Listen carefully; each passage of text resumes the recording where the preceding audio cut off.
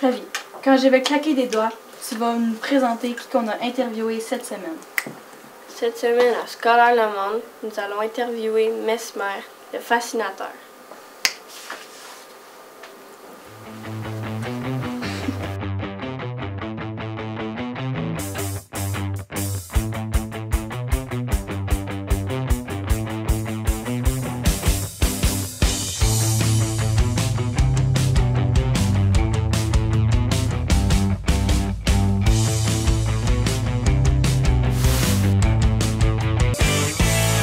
Mesmer est un hypnotiseur très célèbre. Il est le meilleur fascinateur au monde selon lui. Plus d'1,5 million de personnes ont vu son spectacle jusqu'ici.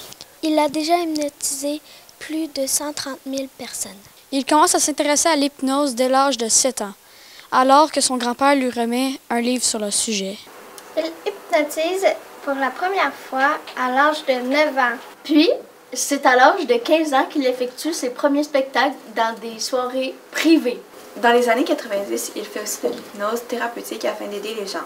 Pour ses spectacles, il change son nom pour celui de Mesmer. En l'honneur de l'un des pionniers du magnétisme, illustre métier autrichien du 19e siècle, Franz Anton Mesmer. Franz Anton Mesmer. Il a réalisé son défi de faire le plus grand numéro d'hypnose collective jamais vu à travers le monde.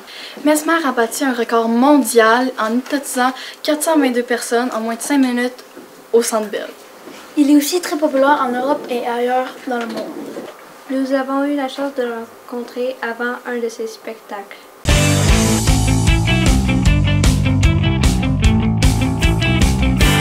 Racontez-nous comment vous êtes venu à vous intéresser à l'hypnose étant jeune. Bien, étant jeune, c'est le cas de le dire. Oui, j'ai commencé à 7 ans à pratiquer l'hypnose. Alors, mon grand-père m'a initié à ça en me donnant un livre sur le subconscient, sur l'hypnose. Et ce livre-là a été donné aux étudiants qui voulaient être hypnothérapeutes à l'époque, les hypnothérapeutes. Et il y avait plein de techniques là-dedans, puis comment monter un spectacle d'hypnose et tout ça. Alors, ce livre-là il a été écrit autour de 1895. Hein? Alors, c'est un très, très vieux livre. Alors, quand moi je l'ai eu, c'est pour moi un livre magique, un grimoire que je lisais à tous les soirs avant d'aller me coucher. Je lisais quelques pages.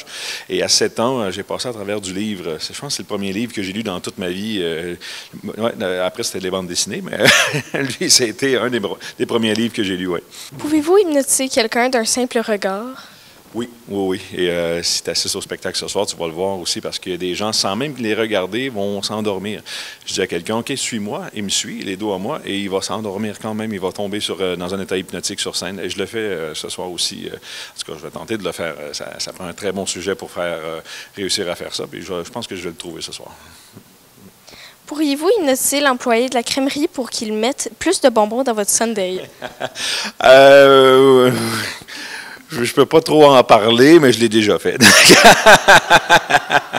Non, mais je pourrais l'hypnotiser, mais en même temps, il pourrait rajouter des bonbons à l'infini, comme ça. Tant que je ne le réveille pas, il va tout le temps en rajouter. Je l'ai déjà fait même dans mes émissions de télé, un truc semblable à ça, et oui, ça peut marcher, oui. Est-ce que vous faites de l'hypnose pour un accouchement, par exemple, ou encore pour une extraction de dents afin que la personne ne ressente pas de douleur? Je l'ai déjà fait, moi, quand j'étais thérapeute, parce que j'avais un cabinet en hypnothérapie il y a plusieurs années, et j'ai déjà traité un patient pour aller chez le dentiste, puis il y avait des dents de sagesse à enlever, à extraire et tout ça, et l'anesthésie ne faisait pas effet sur lui. Alors, avec l'hypnose, on a pu faire ce traitement. Alors, sans anesthésie, il était seulement dans un état d'hypnose, il s'imaginait à la plage, et ça a bien fonctionné. On peut travailler sur la douleur. Et les accouchements sans douleur avec hypnose, ça existe de plus en plus. Plusieurs hypnothérapeutes le font maintenant, oui, et ça marche très bien aussi. Sous l'hypnose, si on fait croire à quelqu'un qu'il a le bras cassé, est-ce qu'il sentira la douleur? Ben non. Et il va ressentir une douleur, mais cette douleur-là, elle est imaginaire. Alors, ce n'est pas une vraie douleur. Il va s'imaginer ce qu'il pourrait peut-être ressentir. S'il a déjà eu un bras cassé et que cette douleur-là est emmagasinée dans son subconscient, là, il va aller rechercher peut-être la même douleur qu'il a vécue. Sinon, il va s'inventer une douleur parce que s'il ne l'a jamais vécu, il ne sait pas trop ce que c'est que la douleur d'avoir mal avec un bras cassé. Alors, il va s'inventer une douleur. Ah, ça a l'air à faire mal. Alors, il va agir en conséquence sans ressentir la douleur physique. Est-ce qu'on peut faire n'importe quoi à quelqu'un sous l'hypnose? Non, une chance. C'est comme quand on est sous hypnose, on est dans un monde de rêve. Et si je vous demande quelque chose, bien, vous allez sûrement le réaliser, vous allez sûrement faire ce que je vous demande, mais si ça devient trop dangereux pour vous ou si ça devient moralement inacceptable pour vous de faire quelque chose, vous allez vous éveiller. Un peu à l'image de quand on fait des cauchemars. Tu as sûrement fait des cauchemars quand tu étais derrière moi ou quand tu étais petite. Là. Le cauchemar, quand ça devient trop intense pour nous, on se réveille, on a peur, ça nous réveille. Alors avec l'hypnose, c'est le même phénomène. Alors, si ça devient trop intense pour nous, on va s'éveiller ou on va refuser la suggestion de l'hypnotiseur. Pouvez-vous hypnotiser plusieurs personnes en même temps? Oui, et oui. Dans mes spectacles, je le fais souvent. Ça, je vais hypnotiser plusieurs personnes en même temps. Il y a un numéro où j'en hypnotise une vingtaine en claquant des doigts. Ils vont tous tomber, paf, et vous allez voir ça. Ce soir, je le fais en spectacle. Les gens doivent attraper une balle au bond, imaginaire. Ils la voient, la balle, ils la suivent avec le regard, tout ça. Ils pensent que la balle se promène dans le théâtre très rapidement. Et quand la balle leur touche le front, ils s'endorment. Mais c'est pas une vraie balle, hein, c'est dans leur imaginaire et tout le monde s'endort en même temps. Ah, ça, c'est un bon petit numéro, ça aussi, en deuxième partie du spectacle. Est-ce que c'est parfois difficile de sortir quelqu'un de l'état d'hypnose? Ça m'est déjà arrivé d'avoir des personnes qui sont tellement bien dans un état d'hypnose qu'ils ne veulent pas revenir à la réalité.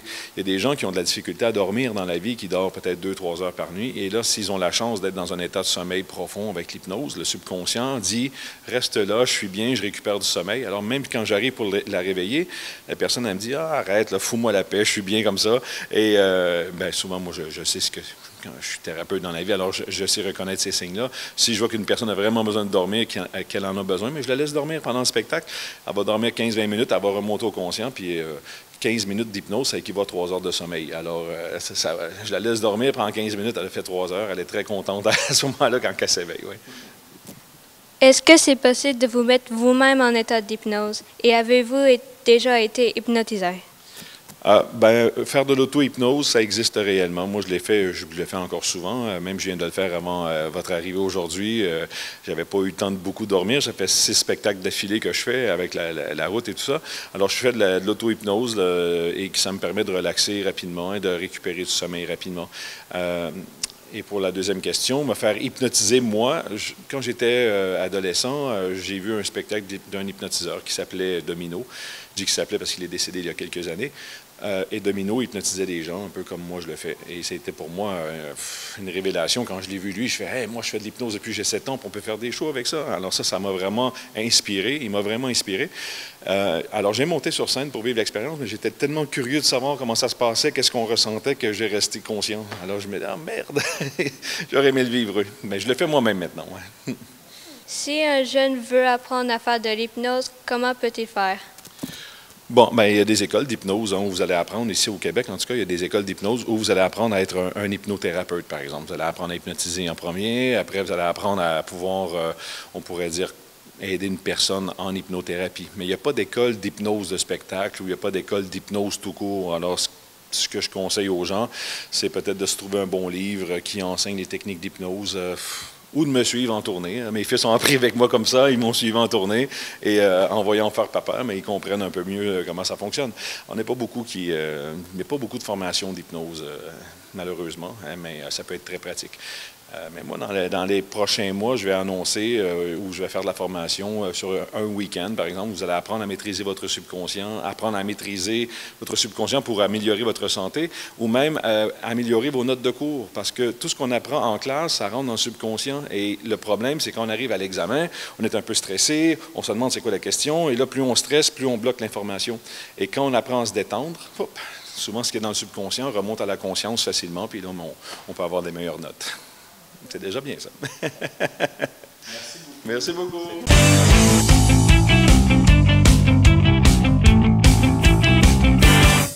Il y en a qui font ça à temps plein, qu'on appelle justement des hypnologues. Donc, eux, c'est qu'ils ont pris d'autres techniques et qui vont surtout se spécialiser peut-être plus au niveau des hôpitaux ou qui ont des cliniques là, vraiment spécialisées juste pour ça. Donc, l'hypnose, ça touche un petit peu à tout. Je vais vous demander tantôt de vous poser quelques questions.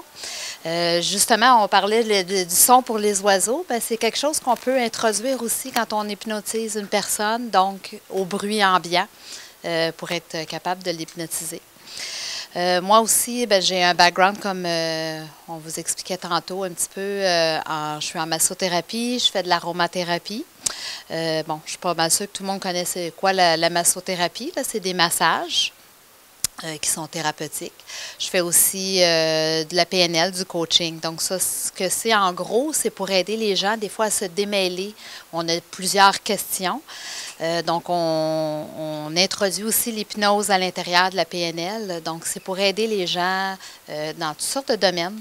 Ça peut être à l'école, de zéro, ben zéro peut-être pas, mais c'est une expression qu'on dit de 0 à 99 ans, mais c'est pour dire qu'il n'y a pas d'âge pour consulter ou pour poser des questions. Aussi, mais là, comme aujourd'hui, c'était plus, on va toucher plus à l'hypnose. Donc, je vais vous laisser poser des questions. Pourquoi avez-vous débuté à faire de l'hypnose? Bien, ça, c'est une bonne question. Mon Dieu, il y a beaucoup de bagages en arrière de ça. Pourquoi je l'ai commencé? Bien, moi, comme j'avais expliqué tantôt, je faisais de la massothérapie, je faisais de l'aromathérapie. Et puis après ça, bon, j'ai été prendre d'autres cours en coaching. Et puis là, c'est ça que l'hypnose en coaching, on apprend une petite partie de l'hypnose. Donc, des choses qui sont faciles, mais qui nous aident avec le travail. Moi, bien, je voulais élaborer dans ça. Je voulais aider un petit peu plus, puis ben, comme un petit peu tout le monde, je pense que l'hypnose, on est tous curieux. Fait que c'est pour ça que j'ai été là-dedans, mais ça m'a ouvert des portes à beaucoup de choses par la suite. Qu'est-ce que ça prend pour faire de l'hypnose? Quelle formation? Bien, c'est une formation qui est ouverte à tout le monde. Okay? Il n'y a pas de prérequis, ce qui veut dire qu'on n'est pas obligé d'avoir d'autres formations avant. Donc, n'importe qui peut commencer ça. Il y a différents degrés, comme j'expliquais tantôt. Donc, c'est sûr qu'au début, on apprend ce qu'on appelle la base. Et puis, ça explique c'est quoi les craintes, comment ça fonctionne un petit peu l'hypnose. Et puis après ça, il y a différents cours. Donc, on a ce qu'on appelle le praticien, donc ce que moi j'ai fait. Après ça, on a un cours de maître praticien. Donc, c'est d'autres techniques qu'on apprend un petit peu plus prononcées. Et après ça, bien là, il y a la technique qu'on peut prendre pour être professeur. Mais aussi, en même temps, ça, c'est un petit peu plus long aussi à apprendre. Mais ça, c'est pour vraiment ceux qui veulent, comme je disais tantôt, travailler au niveau des hôtels ou dans des choses spécifiques. Combien de personnes avez-vous hypnotisées par semaine? Oh mon Dieu! En 5 ans, j'en ai fait beaucoup. Je ne pourrais pas dire exactement le nombre de personnes, mais j'en ai fait différents âges pour différents problèmes. Là, présentement aussi, moi, j'ai une technique que j'utilise pour ce qu'on appelle la psychogénéalogie. Ça, c'est qu'on va chercher de l'information dans l'inconscient des gens pour aller chercher, pour trouver de l'information sur qu'est-ce qui se passe dans leur vie et pourquoi. Est-ce qu'il est possible d'hypnotiser les animaux? Personnellement, je n'ai pas essayé, mais je le sais qu'en massage, on peut endormir, on peut relaxer par certaines techniques des animaux. Mais c'est sûr que par ton langage, parce que l'hypnose, c'est du langage, donc oui, on pourrait peut-être juste calmer l'animal, la façon qu'on va lui parler, les gestes qu'on va utiliser, parce que dans l'hypnose, il y a aussi le langage corporel qu'on appelle. Donc, quand on bouge ou qu'on fait certaines choses, ça nous donne des indications. Êtes-vous capable d'enlever les dépendances comme la dépendance aux électroniques? Oui, on est capable, mais par contre, il faut que la personne veuille, parce qu'on ne peut pas décider pour une personne qu'est-ce qu'elle va faire. Donc, quand une personne, peu importe sa dépendance qu'elle a, quand elle veut vraiment travailler sur elle, il y a des techniques qu'on utilise. On peut même, sur la douleur, sur, comme tu dis, les dépendances, toutes ces choses-là. Fait que oui, puis ça varie d'une personne à l'autre. Il y en a que ça va très vite. Puis il y en a, bien, parce qu'il y a ce qu'on appelle des gains secondaires. Donc, ça veut dire que, exemple, qu'est-ce qui te fait jouer à un jeu? Pourquoi est-ce que tu aimes ce jeu-là? Qu'est-ce qui t'attire? Est-ce que c'est la couleur? Est-ce que c'est le temps? Est-ce que c'est les défis? Donc, on va chercher chez la personne qu'est-ce qui la motive à faire ce jeu-là ou cette dépendance-là. Et là, on va aller chercher le contraire, donc pour combler le besoin qu'elle a. Est-ce que tout le monde peut faire de l'hypnose en tant qu'hypnotiseur et en tant qu'hypnotisé? Oui, tout le monde peut en faire. C'est sûr qu'il faut apprendre la technique. Comme je dis, il y a différentes techniques, différents degrés, puis ça dépend qu'est-ce qu'on veut faire avec ça. On peut même se le faire à soi-même aussi, s'hypnotiser. Est-ce qu'il est possible de s'auto-hypnotiser? Oui, mais ça, c'est la façon qu'on le fait. C'est que souvent, au début, on va plus s'enregistrer. Donc, on va aller chercher quelque chose qu'on veut travailler, qui encore là, une fois, c'est quelque chose qui n'est pas impossible. Comme je disais tantôt pour le ménage, c'est pas parce qu'on veut s'améliorer ou qu'on veut faire quelque chose de spécifique, comme dire, je veux gagner le million. Ça, on ne peut pas forcer quelqu'un. Mais ce qu'on va faire, la technique, c'est qu'on va s'enregistrer, on va écrire un texte de ce qu'on veut faire, comme par la relaxation si on veut. Et puis, on va lire doucement ce texte-là. Et après, on va s'enregistrer. Et là, après ça, on va pouvoir s'écouter. Fait que oui, ça fonctionne très bien. Question indiscrète. Quel est le salaire environ d'un hypnotiseur? Quel est le prix d'une séance? Le prix d'une séance, ça dépend d'où est-ce que tu te situes. D'une personne à l'autre, selon son expérience aussi. C'est sûr que si ça fait 20, 30 ans que tu en fais, bon, c'est sûr qu'on n'ira pas non plus dans les extrêmes, là, mais je veux dire, une personne qui, ça fait beaucoup d'années qu'il en fait, c'est sûr qu'il va charger plus cher.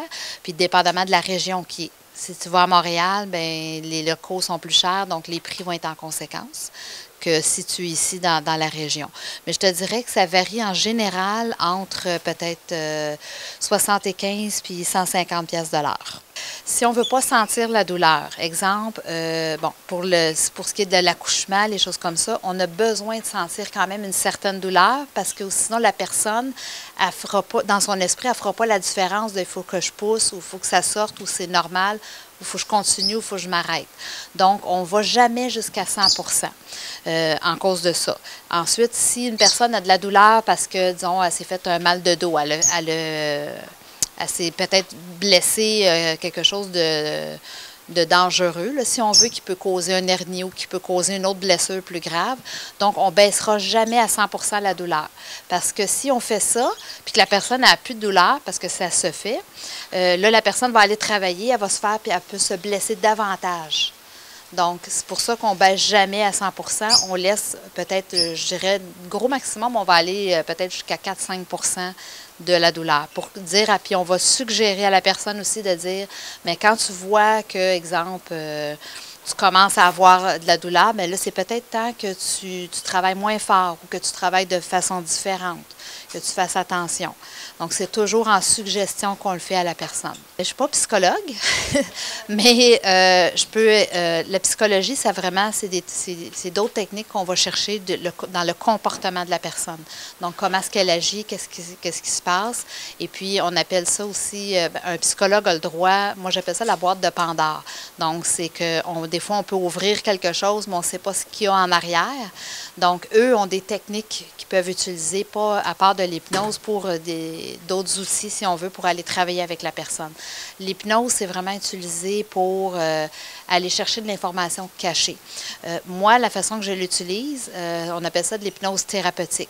Donc, le but, c'est pas de vous inculquer quelque chose, mais c'est d'aller chercher des compétences puis des valeurs qu'on a à l'intérieur de nous autres, mais qu'on ne soit mis de côté ou qu'on tout simplement on a oublié pour les réactiver. Donc, si, exemple, un enfant a besoin, il y a de la difficulté à écrire, mais on va aller chercher une expérience qui a été positive pour lui et on va l'associer à l'écriture pour dire, bien, regarde, tu as été capable de faire telle chose, donc aujourd'hui, pas tu peux le faire, mais qu'est-ce que tu penses d'appliquer la façon que tu as travaillé dans cette chose-là qui t'a apporté beaucoup, à l'appliquer de cette façon-là, parce que les stratégies, souvent, sont les mêmes que la personne va utiliser. Donc, c'est ça, le but, c'est vraiment d'aller rechercher de l'information. C'est pas d'aller jouer dans le passé. On va jouer dans le passé juste pour savoir, bien, depuis quand tu as ça, mais on n'est pas habilité à aller chercher, à moins qu'on soit psychologue et hypnothérapie, on n'a pas le droit d'aller chercher de l'information puis de dire, OK, c'est à cause de ça que tu es comme ça. Moi, mon but, c'est pas de savoir la cause, c'est juste de savoir pourquoi tu agis comme ça, depuis quand, puis comment est-ce qu'on peut aller t'aider pour aller chercher l'information.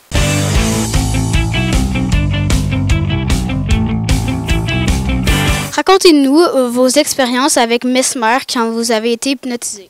Bonjour tout le monde. Vous savez, Mesmer, quand les gens vont voir le spectacle de Mesmer, on pense toujours que c'est un show, qu'on s'en va rire. Et c'est vrai, on rit en masse avec Mesmer. J'ai eu la chance de voir 2 fois Mesmer. La première fois, je l'ai vu sur le stage parce que j'ai été un témoin tout le long du show. Fait que j'ai fait les 2 parties en avant sur le stage. Et la deuxième fois, c'était à Sainte-Thérèse. La première partie, je l'ai regardée. Puis la deuxième partie, il m'a fait monter sur le stage aussi pour m'hypnotiser encore. Fait que j'ai été hypnotisé 2 fois. Oui, c'est vraiment drôle. Il fait faire n'importe quoi. Mais c'est pas tout le monde qui sont sujets à être hypnotisés. Puis, comment ça fonctionne? C'est qu'on arrive, puis là, il dit de coller vos 2 doigts ensemble. Moi, j'ai un petit problème, il me manque un doigt.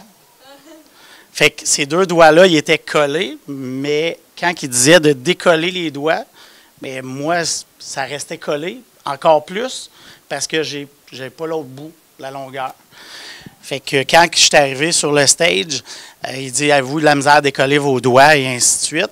Puis là, il y avait beaucoup de mes amis dans la place parce que c'était à la chute, à la Polyvalente Lavigne. Je vous dirais, on était peut-être 200 personnes. C'était une petite salle, c'était super le fun.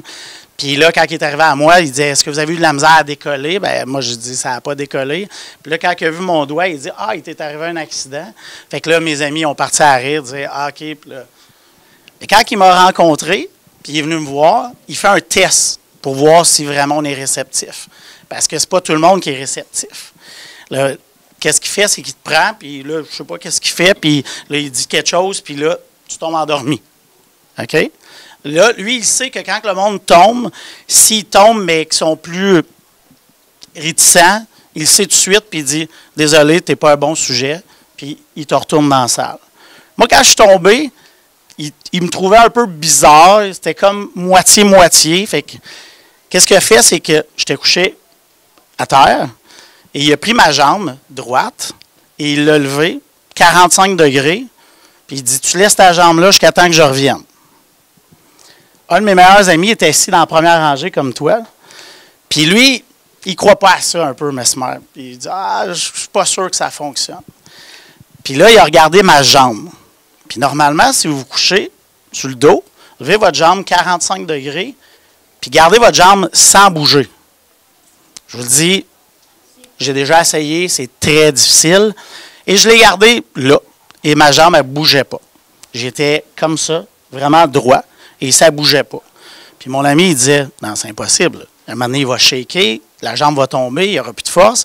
Et j'ai gardé ma jambe, je vous dirais peut-être 4-5 minutes. Puis après ça, il est venu me voir, il dit, hey, c'est vrai, il faut aller enlever la jambe à Michel. Il est arrivé, fouf, ma jambe a tombé à terre. Et j'ai commencé à faire le spectacle, puis je peux vous conter des choses. Mais comme je vous dis, ce n'est pas tout le monde. Puis quand on est hypnotisé, on entend tout, on voit tout, on sent tout, mais on ne contrôle pas notre cerveau. On est là, on voit le monde rit, on se demande qu'est-ce qui se passe, pourquoi qu'on est là, mais on entend tout, on sait tout. Tout ce qu'il nous fait faire, on le fait. Mais il fait faire des affaires qu'on n'est pas capable de faire si on n'est pas hypnotisé. Je vous dis, la deuxième fois, la première fois, je l'ai fait à la chute. Est-ce que tout le monde connaît Rocky Balboa? Rocky? Le boxeur? OK? Fait qu'il me dit à moi, Michel, t'es Rocky. Puis là, il dit, t'affrontes Drago, là, le monsieur qui est assez gros, là. Puis là, il dit, t'es dans le ring. Et là, il dit, tu donnes des coups de poing, puis tout ça. J'étais vraiment dedans. Puis là, à un moment donné, il dit, tu manges un uppercut, là, c'est un coup de poing comme ça, et tu revoles. Et je me suis lancé dans les airs, puis je suis tombé à terre. Sans me faire mal. Honnêtement, j'aurais jamais fait ça de ma vie. Et après ça, je gagne le combat, je crie. Je vous le dis, j'étais sur le stage et j'avais chaud, j'avais de la sueur qui me... Tu sais, j'avais chaud, là, je transpirais. Puis là, il disait, tu vois pas Ariane, qu'elle s'appelle? Adriane, en tout cas, sa femme. Mais il dit, tu vois rien, mais tu cries Andréane. Puis, fait que là, moi, j'ai crié, puis il a pris un de mes amis qui était hypnotisé, puis il a dit, t'es Andréane, puis va le voir, puis va y faire une accolade. Fait que là, mon ami, garçon, il est venu me voir, il m'a fait une accolade, Mais moi, je pense que c'est ma femme, parce que dans le film, c'est ma femme.